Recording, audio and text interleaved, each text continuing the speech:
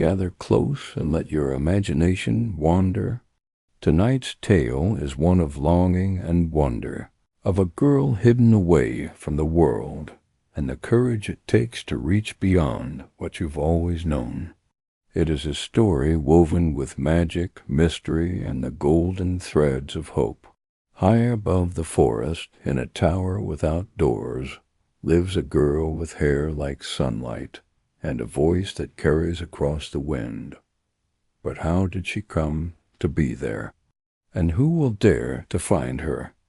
Settle in and listen carefully, for the next story is Rapunzel. Once upon a time, in a quiet kingdom bordered by deep forests and silver rivers, there lived a kind but sorrowful couple who longed for a child. For years they waited, wishing upon stars and whispering hopes into the wind. At last their wish was granted. The wife became pregnant, and joy filled their little cottage. Behind their home stood a tall stone wall, and beyond it lay a mysterious garden owned by a woman feared throughout the land. Some said she was a sorceress. Others said she had lived for centuries. No one dared enter her garden, for it was filled with rare plants, glowing herbs, and strange flowers that seemed almost alive. One day, the expectant mother gazed from her window and noticed a patch of vibrant green plants growing in that forbidden garden. Their leaves shimmered in the sunlight, and she felt an overwhelming craving for them, so strong that she grew pale and weak. Her husband, worried for her health, begged her to resist, but her longing only grew. At last, unable to bear her suffering, the husband climbed over the wall under the cover of night. He gathered a handful of the plants. Rapunzel, they were called, and brought them back to his wife. She ate them eagerly, and for a time her strength returned. But the next day the craving returned even stronger. So once again the husband ventured into the garden. This time, however, he was caught. The owner of the garden appeared before him, her eyes sharp and her presence commanding. She was indeed a sorceress, and her voice was cold as winter. "How dare you steal from my garden?" she demanded. The man fell to his knees, trembling. He explained everything, his wife's illness, her craving, his desperation.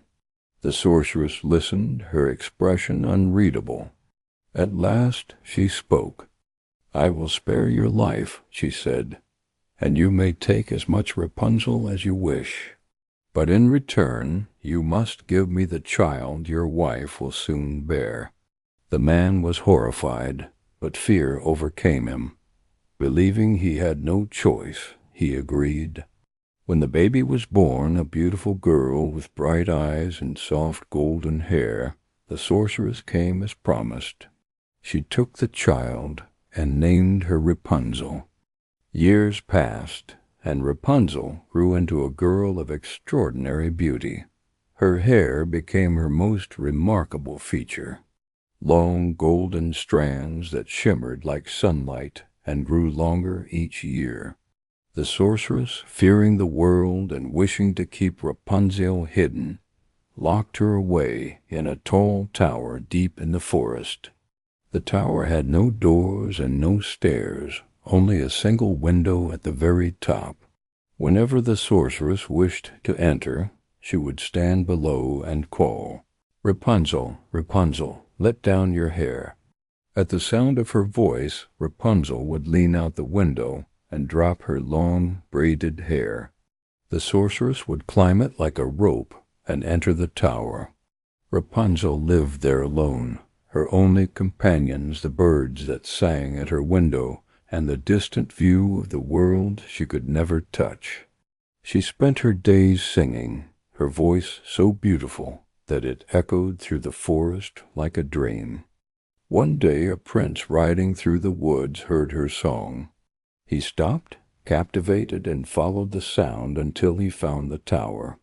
But try as he might, he could find no way inside. He returned day after day, drawn by her voice. Then, one evening, he saw the sorceress approach the tower and heard her call, "Rapunzel, Rapunzel, let down your hair." The prince watched in amazement as the golden braid fell from the window, and the sorceress climbed it.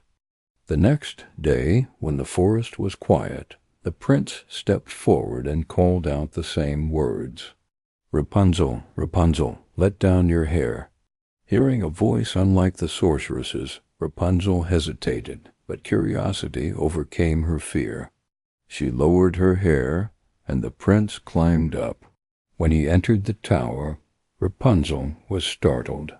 She had never seen a man before. But the prince spoke kindly, telling her of the world beyond the forest of cities, music, laughter, and freedom.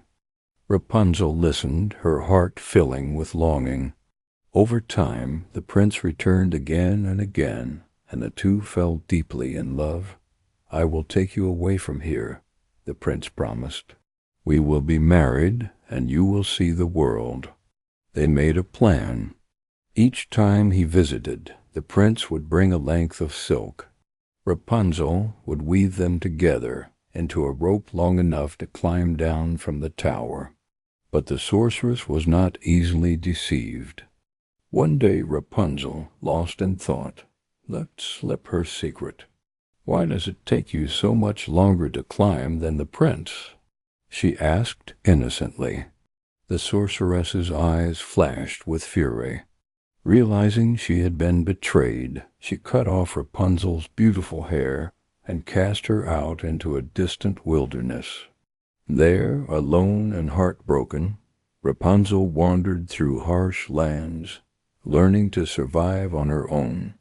Meanwhile, the sorceress returned to the tower and waited. When the prince came and called out, she lowered the severed braid.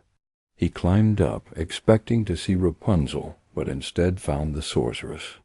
"Your beloved is gone," she told him cruelly. "You will never see her again." In despair, the prince leapt from the tower. Though he survived the fall, he was blinded by thorns and left to wander the world in darkness. For years he searched for Rapunzel, guided only by memory and hope. He traveled through forests, across rivers, and over mountains, never giving up. At last, in a distant land, he heard a familiar voice singing, a voice he had never forgotten. He followed the sound and found Rapunzel. She rushed to him, tears streaming down her face. As they embraced, her tears fell upon his eyes, and miraculously his sight was restored. At last reunited, they returned together to the prince's kingdom. There they were married and lived in happiness, their long years of sorrow behind them. And as for Rapunzel, she never again lived behind walls. She walked freely beneath the open sky, her golden hair shining in the sunlight, not as a chain, but as a symbol of all she had overcome. And so the tower that once stood as a prison became nothing more than a distant memory, and the girl who had been hidden from the world stepped fully into the light of it. Rapunzel and her prince, having endured loss, hardship, and years of longing, found in each other not just love but freedom.